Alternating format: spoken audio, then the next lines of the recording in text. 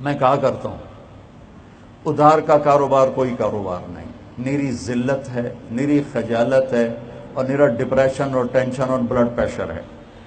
میرے نبی جس کے سر پر ادھار ہوتا تھا اس کا جنازہ نہیں پڑھتے تھے۔ حرام ہے، ناجائز ہے ادھار لینا، سود حرام ہے۔ ادھار ساری زندگی میرے نبی نے اٹھایا، اور جس وقت آپ دنیا سے جا رہے تھے آپ کی زیرہ رہن رکھی ہوئی تھی، نہیں چھڑوا سکے۔ 3-4 من جو کے بدلے زیرہ رکھی تھی یہودی کے پاس، نہیں اٹھا سکے۔ لیکن کوئی آ جاتا، ہاں بھائی قرضہ ہے، کہ جی ہے، کہ تم خود پڑھاؤ، میں نہیں پڑھاتا۔ کوئی گناہ کبیرہ ہے؟ کوئی کہتا جی میرے ذمے اس کا قرضہ، میرے ذمے کا، ٹھیک، پھر آپ پڑھاتے تھے۔ جب تک کوئی ذمے نہیں لیتا تھا آپ اس کا جنازہ نہیں پڑھاتے تھے۔ اور دنیا سے جاتے ہوئے آپ نے ہفتے کے دن ممبر پر تشریف فرما ہوئے اور کہا دیکھو لوگوں، ایک زمانہ گزار کے جا رہا ہوں، کسی کو تھپڑ مارا ہو، چھڑی ماری ہو، حق مارا ہو، زیادتی کی ہو، میں حاضر ہوں، بدلہ لے لو، آخرت میں میرے خلاف کوئی دعویٰ نہ کر۔ صحابہ نے رونا شروع کر دی، آپ اس کو دہراتے رہے، پھر اترے، نماز پڑھائی ظہر، پھر ممبر پر آ کر پھر اپنی بات کو دہرایا تو ایک صحابی کھڑے ہو گئے، یا رسول اللہ آپ نے میرے 3 روپے دینے ہیں، 3 درہم۔ آپ نے فرمایا ضرور دینے ہوں گے، ذرا مجھے یاد دلا دو، مجھے یاد نہیں آ رہے۔ تو انہوں نے عرض کی آپ کے پاس سائل آیا تھا تو آپ کے پاس تھے نہیں، تو آپ نے مجھے کہا تیرے پاس ہیں تو دے دے، میں تمہیں بعد میں دے دوں گا۔ کہا ہاں ہاں یاد آ گیا۔ تو آپ کے چچا کے بیٹے فضل سامنے تھے، فضل بن عباس کا، میرے بھائی فضل یہ میرا قرضہ تو اپنے ذمہ لیتا ہے؟ ہاں جی میں لیتا ہوں، میرے ذمہ۔ جن کے ہاتھ میں جنت کی چابی پکڑا دی،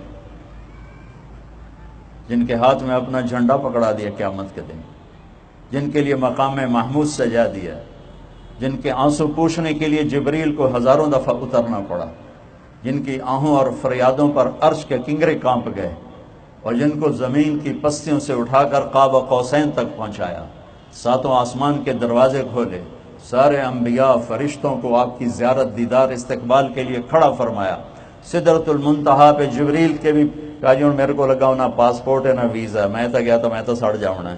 تو جہاں جبریل کی بس ہوگی وہاں سے میرے نبی کی ابتدا ہوئی، اور اللہ نے اپنے حبیب کے لیے عرش کے دروازے کھلوائے، سارے پردے ہٹا کر آمنے سامنے ہو کر کہا السلام علیک ایھا النبی ورحمۃ اللہ وبرکاتہ۔ ہائے ہائے ہائے، میرے محبوب آپ کا رب آپ کو سلام پیش کرتا ہے۔ اور 3 روپے کوئی نہیں تھے دنیا سے جاتے ہوئے قرضہ ادا کرنے کے لیے۔ آپ اپنے بھائی فضل سے کہہ رہے ہیں تم دے دو گے میرا قرضہ؟ کہاں جی میں دے دوں گا، بس اب ٹھیک ہے، اب میں مطمئن ہوں۔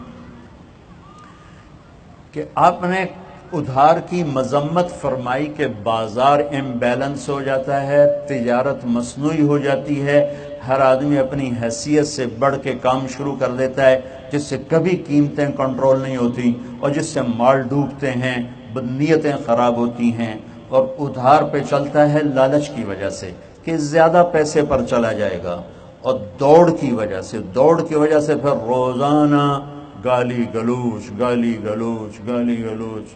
ایک آپ بڑے تاجر تھے، میں ان کے گاڑی میں تھا، تو فون آیا تو ایک دم ماں بہن کی گالیاں دینی شروع کر دی۔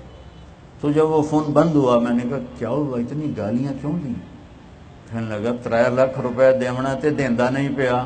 میں کہا تیرے 3 لاکھ جو ہے نا یہ بہت تھوڑے ہیں، اور جو تو نے ماں بہن کی گالیاں نکالی ہیں نا یہ تیرا بہت بڑا نقصان۔ تو ایڈا بڑا تاجر ہے، 3 لاکھ نال تو تیرا مسئلہ ہی کوئی نہیں، لیکن یہ ماں بہن کی گالیوں سے تو نے اپنی آخرت بھی برباد کر دی، اپنی دنیا بھی برباد کر دی۔ کہ بیت اللہ کو توڑنا چھوٹا جرم ہے، اور کسی مسلمان کو ماں بہن کی گالی دینا بڑا جرم۔ تو میں کہا کرتا ہوں آپ حضرات سے، میں یہ نہیں کہہ رہا ہوں کہ ادھار بند کر دو، میں یہ کہہ رہا ہوں ادھار دینا ہے تو دو، پھر گالیاں نہ دو، پھر گریبان نہ پکڑو، پھر عزتیں نہ اچھالو، پھر پگڑیاں نہ اچھالو۔ میں کہوں گا کہ ادھار سے نکل کر بازار کو نقد پہ لاؤ، تو سچائی بھی آسان ہے، دیانتداری بھی آسان ہے۔